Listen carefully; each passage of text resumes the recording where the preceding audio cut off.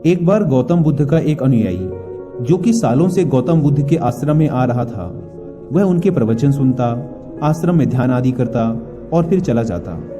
लेकिन अचानक कुछ दिनों से उसने आश्रम में आना ही बंद कर दिया था।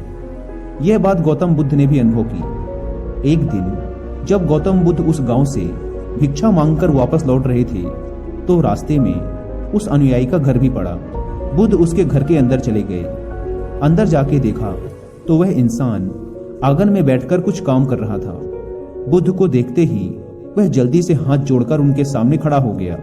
उसने बुद्ध को पीने के लिए शीतल जल दिया और बैठने के लिए आंगन के चबूतरे पर एक चटाई बिछाई। बुद्ध चटाई पर आराम से बैठ गए। फिर बुद्ध ने उस अनुयायी से पूछा, तुम्हारे घर परिवार में सब कुछ ठीक तो है ना? अनुयायी बोला, हाँ भंते, सब ठीक है। बुद्ध ने पूछा, फिर तुमने आजकल आश्रम में आना क्यों छोड़ दिया? यह सुन वह अनुयायी थोड़ा सा शर्मिंदा होने लगा। फिर बोला, अब मैं आपको कैसे बताऊं बुद्ध? गौतम बुद्ध ने कहा, तुम निसंकोच कह सकते हो। अनुयायी ने कहा, मेरे वस्त्र बहुत ही पुराने हो चुके हैं, वे कई जगह से फट गए हैं, उनमें छेद निकल आए हैं, अब वो बिल्कुल भी पहनने लायक रहे ही नहीं। बुद्ध ने अनुयायी के वस्त्र देखे, वे सच में बहुत ही बुरी हालत में थे, जगह जगह से घिस चुके थे, कई सारे छेद थे उनमें। इसके बाद बुद्ध उठ खड़े हुए और मुस्कुराते हुए अनुयायी के कंधे पर हाथ रखकर बोले, चिंता मत करो, सब ठीक हो जाएगा। शाम के समय जब आश्रम से सभी अनुयायी बुद्ध के प्रवचन सुन घर वापस जा रहे थे तो बुद्ध ने अपने एक धनवान अनुयायी को रुकने के लिए कहा। जब सब चले गए तो बुद्ध ने अकेले में उस धनवान अनुयायी से अपने उस गरीब अनुयायी को 2 जोड़ी वस्त्र देने को कहा।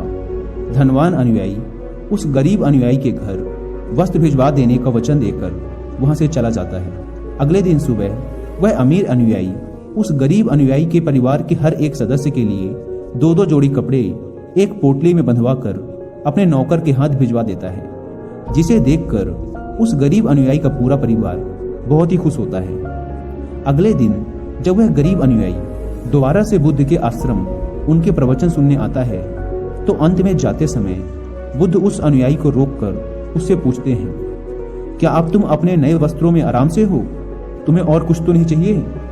अनुयायी ने कहा, पहले तो आपका बहुत बहुत आभार भंते, मैं इन कपड़ों में बिल्कुल आराम से हूँ और मुझे अब और कुछ नहीं चाहिए। बुद्ध ने आगे पूछा, अब जबकि तुम्हें नए वस्त्र प्राप्त हो चुके हैं तो तुमने अपने पुराने वस्त्रों का क्या किया? अनुयायी ने कहा, हमारा परिवार अब से उन्हें बिस्तर में बिछाने और ओढ़ने के काम मिलेगा, अब हम उन्हें ओढ़ने की तरह उपयोग में लेंगे। बुद्ध ने कहा, फिर तुमने अपनी पुरानी ओढ़नी का क्या किया? अनुयायी ने कहा, बुद्ध, मैंने उसे अपने घर की खिड़कियों में पर्दे की तरह लगा दिया है। बुद्ध ने कहा, तो क्या तुमने अपने पुराने पर्दे फेंक दिए? अनुयायी बोला, नहीं भंते, अब मैं उन पर्दों के छोटे छोटे टुकड़े करके उनका उपयोग रसोई में गर्म बर्तनों को उतारने और पकड़ने के लिए कर रहा हूँ। बुद्ध ने पूछा, तो फिर तुमने रसोई के पुराने कपड़ों का क्या किया? अनुयायी ने कहा, अब मैं उनका उपयोग घर में पोछा लगाने के लिए करूंगा।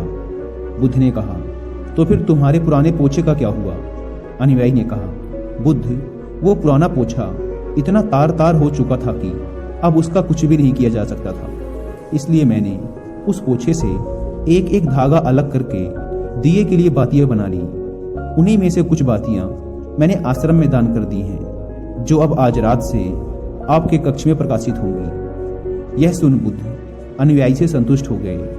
वे इस बात से बहुत खुश थे कि उनका शिष्य वस्तुओं को बर्बाद नहीं करता, बल्कि उनका सही से उपयोग करना जानता है। गौतम बुद्ध हमेशा अपने शिष्यों को बहुत ही कम चीजों के साथ जीवन निर्वाह करने की शिक्षा देते थे। साथ ही उनका यह भी मानना था कि यदि हमारे पास कुछ भी हमारी जरूरत से अधिक है तो हमें उसे दूसरे जरूरतमंद लोगों को दे देना चाहिए।